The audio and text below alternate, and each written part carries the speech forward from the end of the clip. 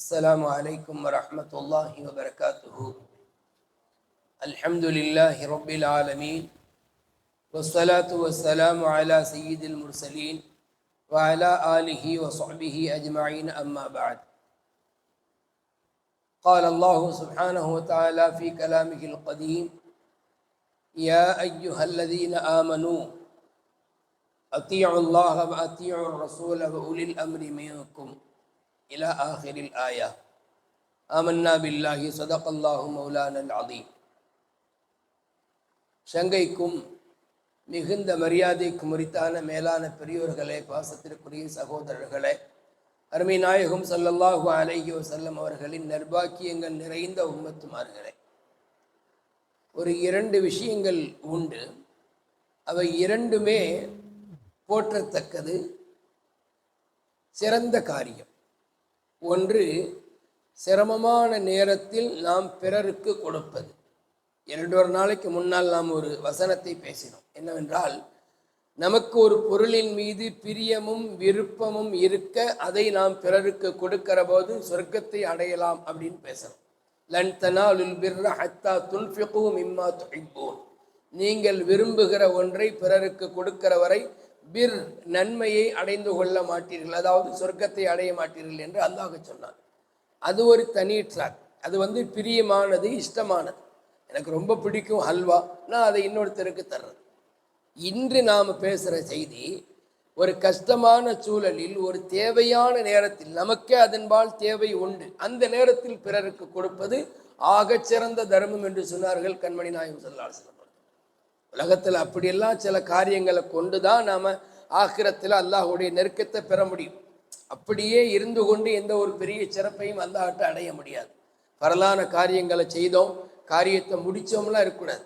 நம்ம ஏதாவது ஒரு இது மாதிரி காரியங்களை, ஒரு சிரமமான நேரம், ஒரு பசியோடு இருக்கிறோம், அந்த பசியின் நேரத்தில் நமக்கு ஒன்று கிடைத்தது உண்ணுவதற்கு, அந்த நேரத்தில் இன்னொருவர் கேட்கிறார், உடனே நாம் கொடுக்குறோம் பார்த்தீங்களா, அங்கே தான் நம்ம அல்லாஹுடைய திருப்தி அடைகிறோம். யோசிக்கக்கூடாது, எனக்கும் பசிக்கத்தானே செய்யுது, நான் சாப்பிட்றது தானே முதல்ல கடமை, அதுவெல்லாம் லாஜிக்கு தான். ஆனால் பிறருக்கு கொடுப்பது அதை விட மிகச்சிறந்த ஒரு காரியம். இது ஒரு விஷயம். இன்னொரு விஷயம், ஒருத்தவங்கள்ட்ட நம்ம ஒரு பரக்கத்துக்காக வேண்டி ஏதேனும் ஒன்றை கேட்டு பெறுவது தவறல்ல. பொதுவாக யாசகம் கேட்கக்கூடாது. இல்லை, ஒரு ஆள்கிட்ட எனக்கு தாங்கலைங்க அப்படின்னு கேட்கக்கூடாது. அதே அந்த நபர் ஒரு பெரிய ஆளாக, ஒரு பெரிய ஷேக்காக, ஒரு பெரிய ஒரு உஸ்தாதாக, ஒரு பெரிய ஞானியாக இருக்கிறார். அவரிடத்துல பரக்கத்துக்கு கொஞ்சம் இது கொடுங்களேன், இதை நான் கொஞ்சம் பரக்கத்துக்கு வச்சுக்கிறேன் அப்படின்னு கேட்கறதும் தப்பு இல்லை. ரெண்டு செய்தி. இப்போ ஒரே ஒரு ஹதீஸ், ஒரே ஒரு நிகழ்வு, அந்த நிகழ்வுக்குள்ள அந்த ரெண்டுமே அடங்கியிருக்கு பாருங்க. ஒரு பெண்மணி, அந்த பெண்மணிக்கு கொஞ்சம் தையல் கலைகள் எல்லாம் தெரியும், பின்னக்கூடிய நெய்யக்கூடிய கலைகள் எல்லாம் தெரியும். அந்த பெண்மணி ரசூல் ஸல்லல்லாஹு அலைஹி வஸல்லம் அந்த அவங்களுடைய வாழ்க்கையை பார்க்குறாங்கல்ல, ரொம்ப எளிமையான வாழ்க்கை, ஒரு முழுமையான ஆடை இல்லை, அந்த மாதிரியான ஒரு சூழலை பார்த்துட்டு ஒரு நாள் என்ன செஞ்சாங்க, அவர்களே ஒரு அழகான ஆடையை நாயகம் ஸல்லல்லாஹு அலைஹி வஸல்லம் நெய்து கொண்டு வந்து கொடுத்தாரு. ஒரு நல்ல ஆடை, நபிக்கு ரொம்ப பொருத்தமாக அது இருந்துச்சு. நபி அவங்க பார்க்கறதுனால அப்படியே அளவு எடுத்துக்கிட்டாங்க. இப்போ இருக்கிற மாதிரி டேப்லாம் தேவையில்லை, இங்கிட்ட அளவு எடுக்கிறது, அங்கிட்ட அளவு எடுக்கிறது. ரசூலுல்லாவை பார்த்தாங்க, சரி இவ்வளோ லென்த்து, இவ்வளோ அகலம் அப்படின்னு அழகா நெய்து ரசூலுல்லாட்ட கொண்டு வந்தாங்க. யார் ரசூலுல்லாஹ், இதை நான் உங்களுக்காக நெய்து எடுத்து வந்தேன்னு சொன்னாங்க. பெரிய விஷயம் தானே. ரசூல் ஸல்லல்லாஹு அலைஹி வஸல்லம் அவர்களுடைய முஹப்பத்து எப்படியெல்லாம் இருக்குது பாருங்க. அவங்க தன்னுடைய சொந்த கைகளாலேயே அந்த ஆடையை நெய்து அதை பின்னி நபி இடத்துல கொண்டு வர்றாங்க. நபி அதை போட்டாங்க, ஹதீஸ்ல வருது, அதை போட்டாங்களாம், அப்படியே கனக்கச்சிதமா பொருத்தமா இருந்துச்சான். எந்த இடத்துலையும் லூஸாகவோ அதுவாக இதுவாக இல்லை, நல்ல பொருத்தமா இருந்துச்சு. நபி ஸல்லல்லாஹு அலைஹி வஸல்லம் வீட்டுக்குள்ள போயிட்டு அந்த உடையை போட்டு வர்றாங்க. சஹாபாக்கள் எல்லாம் பார்த்து, மாஷா அல்லாஹ், இன்னைக்கு தான் ரசூல் ஸல்லல்லாஹு அலைஹி வஸல்லம் அவங்க அவருடைய உடலுக்கே பொருத்தமான ஆடையை உடுத்திருக்காங்கன்னு சொல்லி மகிழ்ச்சியா பார்க்குறாங்க. அப்போ பார்த்து அங்கே இருந்த ஒருத்தர், யார சொல்லலாம், இது எனக்கு கொடுங்கலன்னு கேட்டுக்கிட்டார். அங்கே இருந்த சஹாபிகளில் ஒருத்தர், யார சொல்லலாம், இது எனக்கு கொடுங்கலன்னு கேட்டார். அப்படியாப்பா, வேணுமா, இதை தரேன் அப்படின்னு மறுபடியும் வீட்டுக்குள்ளே போனாங்க. அதை எடுத்தாங்க, அதை கலட்டுனாங்க, சுருட்டுனாங்க, முன்பு போட்டிருந்த அந்த சாதாரணமான ஆடையை உடுத்திட்டு அதை கொண்டு வந்தாங்க. இந்த கேப் இருக்குல்ல, வீட்டுக்குள்ளே போனது, அந்த ஆடையை மடித்தது, இந்த கேப்பில் இந்த தோழரை, கூட இருந்த தோழர்கள்லாம் சத்தம் போட்டாங்க, உனக்கு ஏதாவது இருக்காப்பா? நபியிடத்துல போய் நீ கேட்குறியா? என்னைக்காவது மாட்டேன்னு சொல்லியிருக்காங்களா? இல்லைன்னு சொல்லியிருக்காங்களா?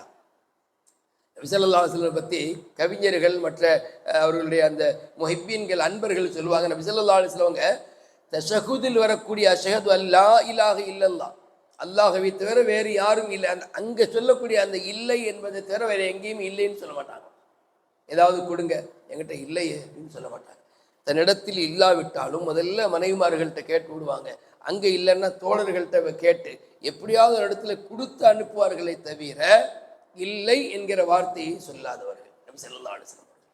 அப்போ இந்த நேரத்தில் போய் நீ கேட்குறியப்பா, நாயகத்திற்கு என்ன 2-3 செட்டு ட்ரெஸ்ஸாக இருக்குது, உனக்கு ஒன்றை தருவதற்கு அவர்களே மிகவும் சிரமத்தில் இருக்கிறாங்க, அந்த அந்த உடையின்பால் தேவை உள்ளவங்களாக இருக்கிறாங்க, நீ இப்போ போய் கேட்குறிய. உடனே அந்த சஹாபி சொன்னாங்க, நான் இதை உடுத்துறதுக்காக கேட்கல, என்னுடைய கஃபனுக்கு அது பயன்படுமே நான் கேட்குறேன். நபியினுடைய உடலை தொட்ட அந்த ஆடை எனக்கு கஃபனாக அணிவிக்கப்படுகிறது போது அது ஒரு பரக்கத்து, அது ஒரு அல்லாஹ்வினுடைய ஒரு முஹப்பத்தை பெற்றுத்தருமை என்பதற்காக கேட்குறேன்னு சொன்னார். அப்போது சஹாபாக்கெல்லாம் அவரை ஒன்றும் சொல்லலை, சரி அவர் பரக்கத்துக்கெல்லாம் கேட்குறாரு அப்படின்னு சொல்லி விட்டுட்டாங்க. இந்த வரலாற்றை நிறைவு செய்துட்டு கீழே இந்த 2 விஷயத்தையும் எழுதுறாங்க. என்னென்னா, தேவையின் போது நபி ஸல்லல்லாஹு அலைஹி வஸல்லம் அவங்க உடனே தர்மம் கொடுத்தது நமக்கான ஒரு பண்பாக வர வேண்டும். எல்லா நேரத்திலையும் இல்லாவிட்டா கூட எப்போ பார்த்தாலும் நமக்கு தேவை இருக்கும்போது பிறருக்கு கொடுக்கிறோம் அப்படிங்கிற அந்த பண்பை விட, எப்பொழுதாவது ஒரு விஷயம் நமக்கு தேவையாக இருந்தது, ஒரு அவசரத்துக்கு நாம் ஒரு பேனா ஒன்று வச்சுருந்தோம், அதுதான் நம்மள்கிட்ட உள்ள பேனா, இன்னொருத்தர் ஒரு பேனா கொடுங்கலன்னு கேட்குறாரு, பேனா அன்னைக்கு சீச்சின்னு கிடைக்கும், நம்ம என்ன செய்யலாம், உடனே எடுத்து பேனாவை கொடுத்துட்டு நாம் ஒரு பேனா வாங்கிக்கலாம். தேவை தான் நமக்கு, ஆனாலும் தேவை என்பது கொடுக்குற அந்த தர்மம் ஹதீஸில் வருது. ஏன்னா ரொம்ப கஷ்டமாக இருக்கக்கூடிய நபர் அவர் கொடுக்குற அந்த சதக்கா தர்மம் என்பது அல்லாஹ்விடத்தில் மிகுந்த மரியாதைக்குரியது. அதே மாதிரி ஒரு பெரிய ஆட்களிடத்தில் அவர்கள் பயன்படுத்திய அந்த பொருளை வாங்குவது என்பது ஒரு பரக்கத்து. கிதாபுகளில் இப்படி கூட எழுதுறாங்க, அவங்க பயன்படுத்தின அத்தருடைய காலி பாட்டில் இருக்குல்ல, அதை கூட வாங்கி கொள்ளலாம். ஹத்தா காரூரத்தல் அத்தருடைய பாட்டலை கூட வாங்கி கொள்ளலாம். ஏன்னா ஒரு பரக்கத்து. அல்லாஹு தாலா யார் அதை பயன்படுத்தினாங்களோ அவர்களுடைய அந்த பரக்கத்தை கொண்டு நம்ம வாழ்க்கையில் ஏதாவது ஒரு மாற்றத்தை தருவோம். அதனால தானே அந்த காலத்திலிருந்து இந்த காலம் வரைக்கும் பெரியவர்களை சந்திக்கிற போது நம்ம துவா செய்யுங்கன்னு சொல்கிறோம், அவங்கள்ட்ட ஏதாவது ஒரு பரக்கத்து வாங்குகிறோம். சில பேர்லாம் இன்றைக்கும் கூட யாராவது ஒரு ஷேக்கிடத்தில் ஒரு 10 ரூபாயை வாங்கியிருப்பாங்க, அதை பத்திரமாக மணிப்பரிசில் வச்சுருப்பாங்க. எவ்வளவு, ஏன்னா அது ஒரு பரக்கத்து, அதன் மூலமாக அல்லாஹ் எதையிலும் ஒரு நியாமத்தை ஒரு பரக்கத்தை தந்து கொண்டே இருப்பான் என்கிற ஒரு ஆசை. அப்போ அருமையான பெரியவர்களே, 2மே நம்முடைய வாழ்க்கையில் தேவை. நாமும் பிறருக்கு கொடுக்கணும், பரக்கத்தின் அடிப்படையில் ஒருத்தவங்கள்ட்ட வாங்கலாம். இதோ அந்த சஹாபி ரசூல் ஸல்லல்லாஹு அலைஹி வஸல்லம் வாங்கின மாதிரி ஹதீஸனுடைய ராவிகளில் ஒருவர் சொல்லுகிறார், அதுபோலவே அவர் கேட்டது போலவே அவர்களுடைய கஃபனிலே அந்த ஆடை பயன்படுத்தப்பட்டுச்சு. ரசூல் ஸல்லல்லாஹு அலைஹி வஸல்லம் அவர்களுடைய உடலை தொட்ட இந்த ஆடையை அவங்க கேட்டாங்களோ அதே ஆடையை அவருடைய கஃபனாக பயன்படுத்தப்பட்டுச்சுன்னு சொல்றாங்க. அப்போ அநேகமாக அந்த ஆடை ஒரு நீண்டதோர் ஒரு மேலங்கியை போல இருந்திருக்கும். ஏன்னா கஃபனுடைய இது அப்படித்தானே இருக்கும், ஷர்ட் மாதிரி அணியப்படக்கூடிய ஒரு ஆடையாக இருக்காது, ஒரு பெரிய மேலங்கியாக அது இருந்திருக்கலாம் அப்படின்னு நமக்கு கிதாபுகள் எழுதுறாங்க. மேலான பெரியவர்களே, வாழ்க்கையில் நாம் செய்யக்கூடிய எல்லா அமல்களுமே ரப்பிடத்தில் ஏற்றுக்கொள்ளப்படும் என்று இருந்தாலும் எப்பொழுதாவது நாம் இந்த சின்ன சின்ன அமல்களை அப்படியே ரோட்டில் போயிட்டு இருக்கோம், ஒரு பொருள் கிடக்குது, அது ஒரு கல்லாக இருக்கலாம் அல்லது முள்ளாக இருக்கலாம், நாம் யோசிக்கக்கூடாது இந்த அமலில் அல்லாஹுடைய பொருத்தம் கிடைச்சிருமான். டக்குன்னு அல்லாஹுக்காக நம்ம நகர்த்தி போட்டுட்டா அதிலேயும் ரப்புடைய பொருத்தம் கிடைக்கலாம். நம்ம ஏற்கனவே சொல்லியிருக்கோம் இல்லையா, ரப்பு தன்னுடைய பொருத்தத்தை ஏதோ ஒரு அமலில் மறைத்துள்ளான். லைலத்துல் கத்ரை ரமலானின் ஒற்றைப்படை இரவுகளில் மறைத்திருப்பது போல தன்னுடைய பொருத்தத்தை ஏதோ ஒரு நல்ல அமலில் மறைத்துள்ளான். அப்போ நாம் நல்ல அமல்களை தரம் பிரித்து செய்வதை விட எல்லாவற்றையும் செய்கிற போது அல்லாஹுடைய நெருக்கம் கிடைக்கும். ரப்புல் ஆலமீன் அல்லாஹு தாலா அவனுடைய நெருக்கத்தையும் அவனுடைய அன்பையும் பெறுகின்ற அமல்கள் நமக்கு செய்ய கிடைப்பதற்கு அல்லாஹ் தௌஃபீக் செய்வானாக. ஆமீன் ஆமீன் யா ரப்பல் ஆலமீன். அஸ்ஸலாமு அலைக்கும் வரஹ்மத்துல்லாஹி வபரகாத்துஹு.